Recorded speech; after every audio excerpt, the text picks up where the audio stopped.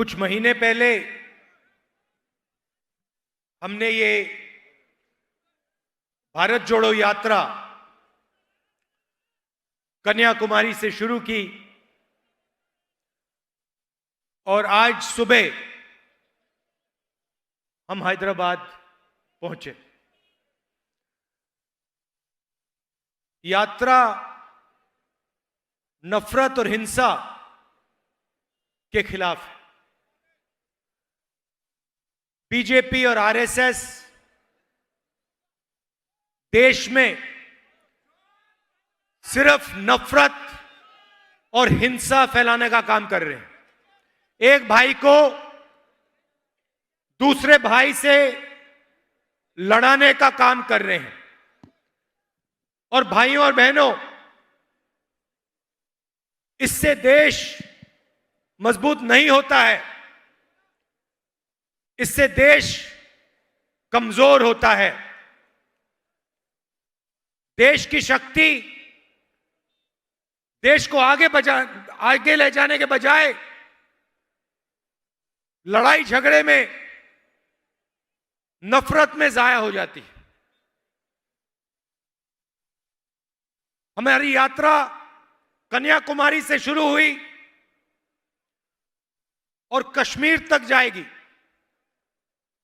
इसको कोई शक्ति, आंधी तूफान, बारिश, धूप, कोई शक्ति नहीं रोक सकती है। यह सिर्फ एक यात्रा नहीं है, यह हिंदुस्तान की सच्ची आवाज है। आप देखिए, यात्रा में आपको नफरत नहीं दिखाई देगी, मारपीट झगड़ा नहीं हो रहा है, एक भाई दूसरे को गाली नहीं दे रहा है, किसी की पिटाई नहीं हो रही। प्यार से नदी जैसे लाखों लोग एक साथ चल रहे हैं। सब धर्म के लोग हैं, हर जात के लोग हैं,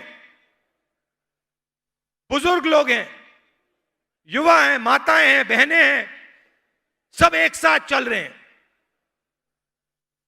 धक्का लगता है, कोई गिर जाता है, एकदम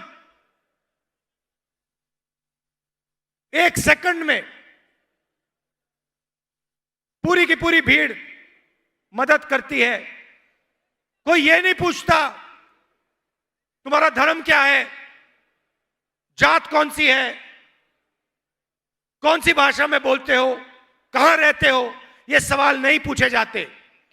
एकदम एक साथ सब लोग गिरे हुए व्यक्ति को उठा देते। यह हिंदुस्तान का इतिहास है, यह हैदराबाद का इतिहास है। यहां पे सब धर्म के लोग एक साथ भाईचारे के साथ रहते हैं।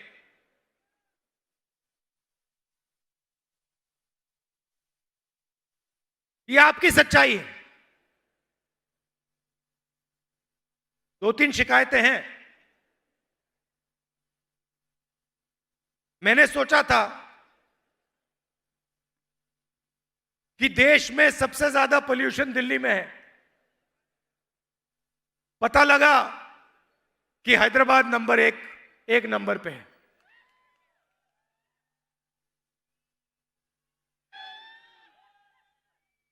और जब से यहां टीआरएस की सरकार है, तो यहां पे अब देखिए, सड़कों पे चले हैं,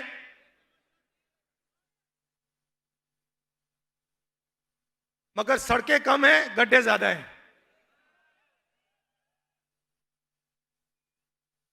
तो आपका जो इंफ्रास्ट्रक्चर है, जो होना चाहिए, वो नहीं है। खारगे जी ने कहा कि पार्लियामेंट में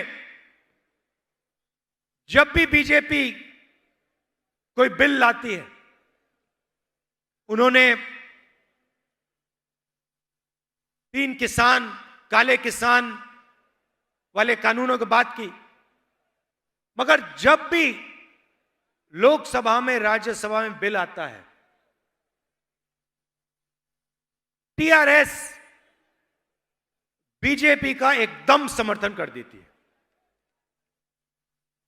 और अगर विपक्ष कोई मुद्दा उठा रहा है,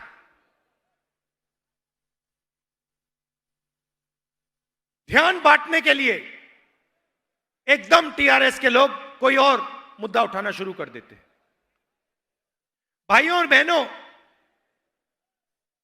बीजेपी और टीआरएस एक साथ काम करते हैं। गलतफहमी में मत आइए। ये चुनाव से पहले ड्रामा करते हैं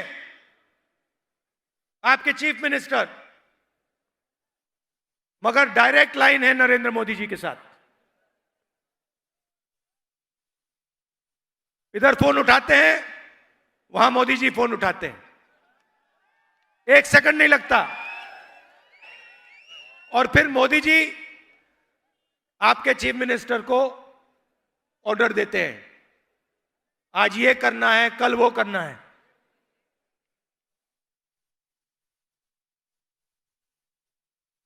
मैं अब महीनों से चल रहा हूं तेलंगाना में। कितने, 7-8 दिन हो गए, 7 दिन हो गए। किसानों से मिल रहा हूं, मजदूरों से बात हो रही है, युवाओं से बात हो रही है। 7-8 घंटे चलते हैं। 6 बजे शुरू करते हैं और जैसे अभी आपने देखा 7 बज जाते हैं। पूरा दिन हम तेलंगाना के लोगों की आवाज सुनते हैं। हम कुछ कहते नहीं, भाषण नहीं देते। कांग्रेस के सब नेता एक साथ जनता की आवाज सुनते हैं, दिन भर सुनते हैं। और 6-7 घंटे बाद हम 15-20 मिनट अपनी बात रखते हैं। किसानों से बात करो, सीधा किसान, तेलंगाना का किसान आपको कहता है, हमें कहता है कि किसान कितना भी काम कर ले, खेत में से उसको प्रॉफिट नहीं मिल सकता। यह सच्चाई है। 24 घंटा काम कर ले, उसके खेत से उसको प्रॉफिट नहीं मिल सकता। तेलंगाना की सरकार और बीजेपी की सरकार किसानों की कोई मदद नहीं करती, एमएसपी नहीं दिलवाती, कर्जा माफ नहीं करती, उल्टा 3 काले कानून लाई और जो किसानों का है उसको किसानों से छीनने की कोशिश करी। युवाओं से बात करो, पहला सवाल मैं पूछता हूं, पढ़ाई क्या की? कोई एमबीए करता है, कोई इंजीनियरिंग करता है, कोई एमबीबीएस पढ़ता है। और फिर पूछो, अच्छा रोजगार मिला या रोजगार मिलने जा रहा है? सबके सब कहते हैं नहीं, रोजगार नहीं मिल सकता। तेलंगाना में, हिंदुस्तान में रोजगार नहीं मिल सकता। इंजीनियर से बात करो, कहते हैं, उनसे पूछो भैया करते क्या हो? तुमने इंजीनियरिंग डिग्री की, मैकेनिकल इंजीनियरिंग की, सॉफ्टवेयर इंजीनियरिंग की, सिविल इंजीनियरिंग की, करते क्या हो? हम तो डिलीवरी का काम करते हैं। पिज्जा डिलीवरी का काम करते हैं, स्विगी का काम करते हैं, मगर इंजीनियरिंग नहीं कर पाते। जो हमने सपना देखा था वो सपना हमारा पूरा नहीं हो सकता है। प्रधानमंत्री कहते थे कि हर साल मैं 2 करोड़ युवाओं को रोजगार दूंगा, हर भाषण में बोलते थे। आजकल नहीं बोलते। ना आपके चीफ मिनिस्टर, ना हिंदुस्तान के प्रधानमंत्री रोजगार की बात करते हैं। युवाओं को यह नहीं बताते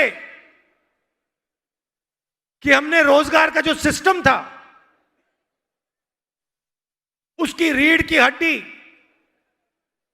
तोड़ दी। भाई और बहनों, देश को रोजगार देता कौन है?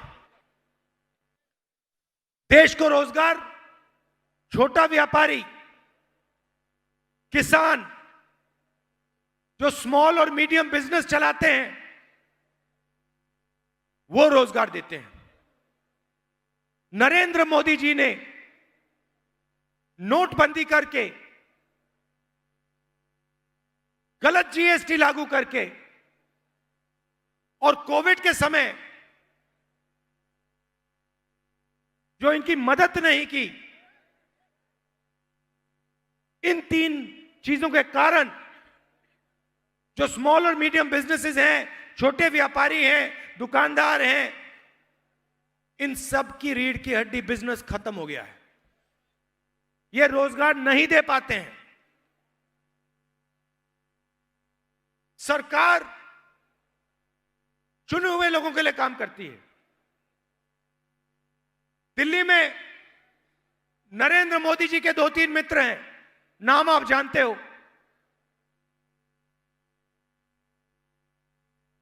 क्या ये पूरा हिंदुस्तान जानता है? पूरा हिंदुस्तान जानता है कि इनके जो मित्र हैं, मैं तो हैरान हो गया।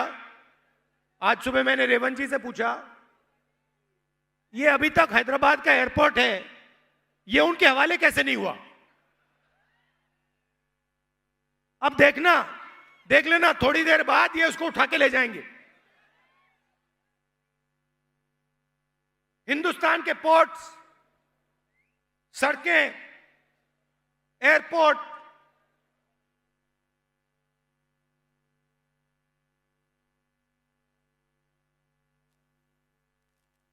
टेलीकॉम्स, LIC, ये पूरा का पूरा जो देश की पूंजी है, ये सब की सब नरेंद्र मोदी अपने 2-3 मित्रों को पकड़ा रहे हैं। और इधर इनका एक तरफ धरनी पोर्टल है, रात को देखते हैं भैया कहां किसकी जमीन गई, कितनी जमीन मिली मुझे, कहां कहां से केसीआर जी ने जमीन हड़पी, रात को वो देखते हैं। सुबह उठते हैं और इंफ्रास्ट्रक्चर के जो प्रोजेक्ट्स हैं, सिंचाई के जो प्रोजेक्ट्स हैं, उनमें से पैसा हड़पने का काम करते हैं।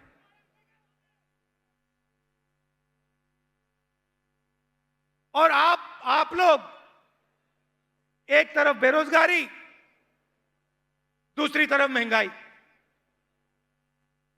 अच्छा भैया, नरेंद्र मोदी जी कहते थे सिलेंडर बहुत महंगा हो गया है, 400 रुपए का हो गया है, याद है आपको? 400 रुपए का हो गया। अच्छा भाइयों बहनों, सिलेंडर कितने का है आजकल? अब प्रधानमंत्री जी इसके बारे में क्यों नहीं बोलते? उस टाइम कहते थे पेट्रोल का दाम 65 रुपए हो गया है। आज कितना हो गया पेट्रोल का दाम? एक शब्द नहीं बोलते। तो आप लोग, हिंदुस्तान के गरीब लोग, मिडिल क्लास के लोग, एक तरफ बेरोजगारी, दूसरी तरफ महंगाई, इन दोनों के बीच में आप पिस जाते हो, दब जाते हो, और पूरा का पूरा फायदा 2-3 उद्योगपतियों को मिलता है। वो जो भी सपना देखना चाहते हैं देख सकते हैं। उनको एयरपोर्ट चाहिए, पोर्ट चाहिए, जमीन चाहिए, 1 सेकंड में उनको मिल सकती है। मगर अगर एक छोटा व्यापारी अपना बिजनेस चलाना चाहे, अगर एक दुकानदार लोन लेना चाहे, नहीं मिल सकता, सवाल नहीं उठता। ये लोग लाखों करोड़ रुपए का लोन ले सकते हैं। किसान लेता है, लोन लेता है, 50,000 रुपए का, लाख रुपए का लोन लेता है, वापस नहीं दे पाता है, एकदम उसको कहते हैं डिफॉल्टर हो, जेल के अंदर कर देते हैं, डंडे मारते हैं, लाठी मारते हैं, जेल के अंदर कर देते हैं। मगर अगर अरबपति लोन लेता है, वापस नहीं दे पाता, तो उसको डिफॉल्टर नहीं कहते, उसको कहते हैं ये तो नॉन परफॉर्मिंग एसेट है। तो 2 हिंदुस्तान बन रहे हैं, एक चुने हुए अरबपतियों का, जो भी करना चाहते कर सकते हैं, इनके लिए कोई कानून नहीं है, जो भी सपना ये देखना चाहते देख लेते हैं, पूरा कर देते हैं। और दूसरा हिंदुस्तान गरीबों का, किसानों का, मजदूरों का, मिडिल क्लास का, छोटे व्यापारियों का, स्मॉल और मीडियम बिजनेस चलाने वालों का, उसमें आपको कोई सपना नहीं दिख सकता। और अगर आपने सपना देखा, पूरा होने का सवाल ही नहीं। यह है हिंदुस्तान। इसीलिए हमने भारत जोड़ो यात्रा शुरू की, महंगाई के खिलाफ, बेरोजगारी के खिलाफ, और ये जो हिंसा फैला रहे हैं, नफरत फैला रहे हैं, इसके खिलाफ। आप देखिए, आज सुबह हम हैदराबाद में आए, 7 घंटे चले, लाखों लोग आए। आपने अपना पूरा प्यार, पूरी शक्ति यात्रा को दे दी।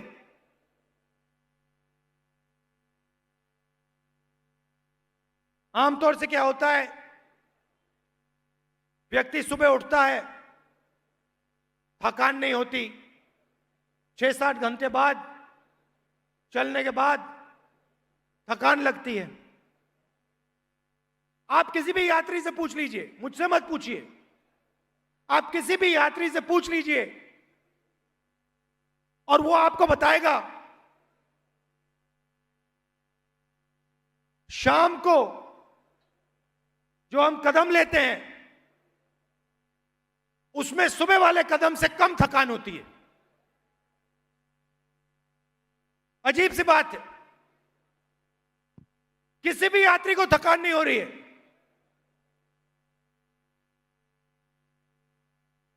1300-1400 किलोमीटर चलनी है, किसी को थकान नहीं हो रही। सुबह 6 बजे उठते हैं, 7-8 घंटे चलते हैं, अगले दिन उठते हैं, फिर चलते हैं। इसका कारण है भाई और बहनों, हम अपनी शक्ति का प्रयोग नहीं कर रहे हैं, हम आपकी शक्ति का प्रयोग कर रहे हैं।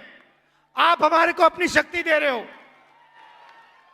आप हमारे को अपना प्यार दे रहे हो, अपना भरोसा दे रहे हो।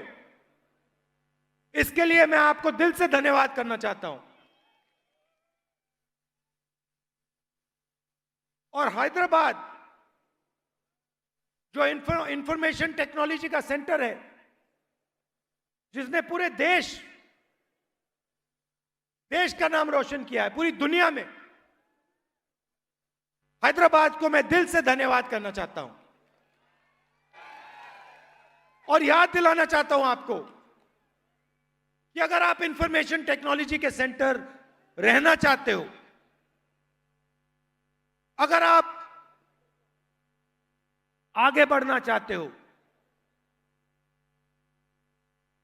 तो हिंसा के साथ, नफरत के साथ आप आगे नहीं बढ़ सकते हो। सवाल नहीं उठता। प्यार और भाईचारे के साथ यह प्रदेश और यह हैदराबाद आगे बढ़ेगा। यह आपका इतिहास है, यह आपकी हिस्ट्री है, यह आपका कल्चर है, यह आपका डीएनए है। इसके लिए मैं आपको दिल से धन्यवाद करता हूं। बहुत बहुत बहुत बहुत धन्यवाद। नमस्कार। जय हिंद।